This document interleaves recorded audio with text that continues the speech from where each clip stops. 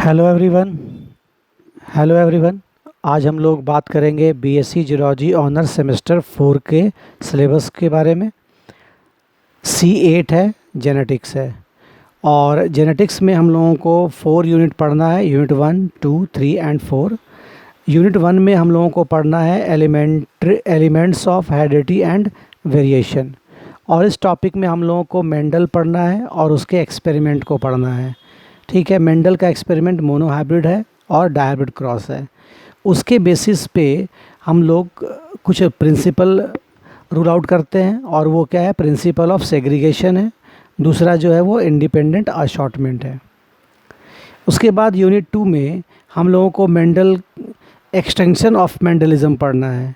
Mendelism के experiment के basis पर कुछ और भी लॉज डिराइव किए गए, जैसे कंप्लीट डोमिनेंस है, इनकम्प्लीट डोमिनेंस है और कोडोमिनेंस है। कंप्लीट डोमिनेंस का मतलब है कि वो जीन जो कम्प्लीटली डोमिनेट कर जाए रिसेसिव जीन के ऊपर। इनकम्प्लीट डोमिनेंस का मतलब ये है कि दो जीन हैं और वो दोनों जीन जो हैं वो पार्शियली एक दूसरे के ऊपर डोमिनेंट है। इसमें जो ऑफस्प्रिंग बनता है वो इंटरमीडिएट बनता है। ठीक है। कोडोमिनेंस जो है, इसमें आप पढ़े होंगे, कोडोमिनेंस में blood ABO blood group system या एबीओ ब्लड ग्रुप सिस्टम में आप पढ़ते हैं एबी ब्लड ग्रुप। तो एबी ब्लड ग्रुप जो है वो क्या है, एग्जाम्पल है कोडोमिनेंस का। नेक्स्ट है मल्टीपल एलेलिज्म। तो मल्टीपल एलेलिज्म क्या है, मल्टीपल एलेलिज्म का बेस्ट एग्जाम्पल है हम लोगों के सामने एबीओ सिस्टम। तो आप देख रहे हैं कि ब्लड जो है, ब्लड का जो टाइप है या ब्लड ग्रुप जो है वो एक कैरेक्टर है, और उस एक कैरेक्टर के लिए मल्टीपल हमारे पास जीन है। तो ब्लड ग्रुप ए के लिए अलग जीन है, ब्लड ग्रुप बी के लिए अलग जीन है, ब्लड ग्रुप ए बी के लिए अलग जीन है और ओ के लिए अलग जीन है। तो आप देख रहे हैं कि मल्टीपल जीन मिल करके किसी एक कैरेक्टर को, वो क्या है, ब्लड ग्रुप को डिटरमाइन कर रहा है। लेथल अलील का मतलब क्या है, लेथल अलील का मतलब होता है कि वैसा कोई भी अलील जो किसी ऑर्गेनिज्म में डेथ कॉज कर दे, उसको कहते हैं हम लोग लेथल अलील कहते हैं। नेक्स्ट हम लोगों को पढ़ना है प्लियोट्रॉपी के बारे में। और प्लियोट्रॉपी का मतलब होता है कि single gene control more than one trait, तो उसको हम लोग बोलते हैं प्लियोट्रॉपी जीन। उसके बाद है एपिस्टैसिस। एपिस्टैसिस में क्या होता है कि दो जीन है लेकिन दोनों जीन जो है वो अलील नहीं है।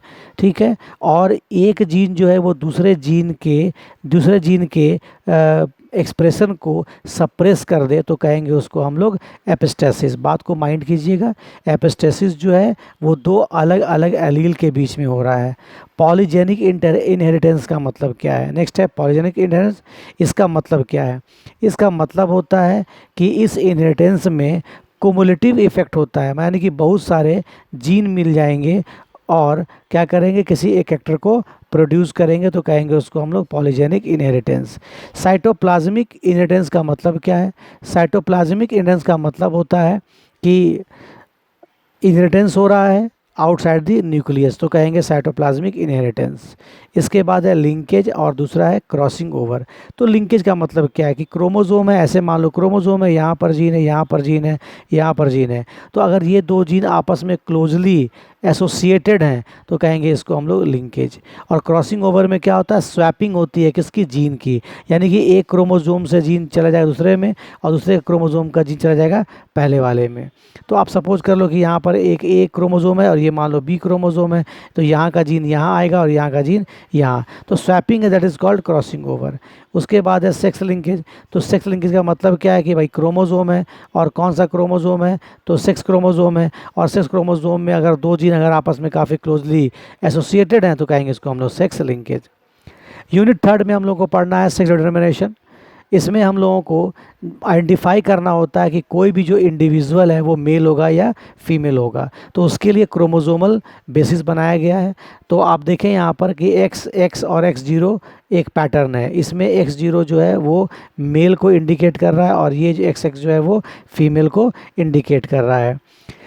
दूसरा है, ये आपको देखने को मिलता है ड्रोसोफिला केस में। आप ये देखिए, ये तो बेस्ट एग्जांपल इसका ह्यूमन है, और ह्यूमन में XX जो है वो क्या है, फीमेल है, और XY जो है वो मेल है। सो मेल इज़ हेट्रोगैमेटिक और फीमेल इज़ होमोगैमेटिक। ये जो केस आप देख रहे हैं, ये केस देखने को मिलता है हम लोगों को बर्ड्स में देखने को मिलता है। ZZ जो है वो फीमेल है और ZW जो है वो सॉरी, ZZ जो है वो मेल है और ZW जो है वो फीमेल है। यहाँ पर फीमेल जो है वो हेट्रोगैमेटिक है और मेल जो है वो होमोगैमेटिक है। ठीक है, ऐसे ही पढ़ना हम लोगों का डोजेस कंपनसेशन। इसमें क्या होता है, तो डोजेस कंपनसेशन में हम लोग यहाँ पर क्या होता है कि ये एक ऐसा प्रोसेस है by which an organism equalize their expression, तो उसको कहते हैं हम लोग डोजेस कंपनसेशन। उसके बाद है सेक्स लिमिट।